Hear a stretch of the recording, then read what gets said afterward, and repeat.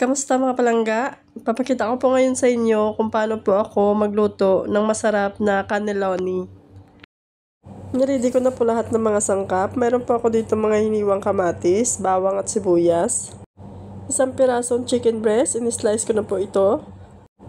Saka grated carrots, kalabasa, green bell pepper at saka zucchini. Ginisa ko lang po yung bawang, sibuyas at kamatis sa olive oil. Saka nilagay ko yung hiniwang manok. Hinalo ko lang ito at nilagyan ko ito ng coriander powder, turmeric powder, cumin, curry powder, paprika, salt and pepper. Ginisa ko lang ito hanggang sa maluto yung manok. Saka ko nilagay yung mga hiniwang gulay. Sinabay ko na lahat ng mga gulay kasi maninipis lang naman tong hiwa ko, madali lang ito maluto. Niluto ko lang ito sa mainang apoy ng mga 5 minutes at sinet aside ko ito. Gumawa din ako ng lumpia wrapper. Pinagsama ko lang dito yung harina, asin, oil at saka yung tubig. Hinalo ko lang ito, pagkatapos ay nagsandok ako, nilagay ko sa kawali.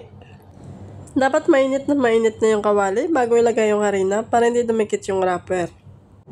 At nang magawa ko na lahat ng lumpia wrapper, ay nati ko lang ito sa gitna. At inasimbol ko na itong cannelloni. Binalot ko lang isa-isa. At inarensi ko lang ito sa lagayan. Naglagay pala muna ako dito ng pasta sauce sa Pyrex bago ko sinalansa yung binalot ko sa wrapper na manok. Nilagay ko na rin dito sa taas yung sobra sa niluto kong gulay at manok. Pagkatapos ay nilagyan ko ito ng whipping cream at saka bechamel sauce. Nilagyan ko rin ito ng mozzarella cheese sa taas at tinakpan ko ito ng aluminum foil.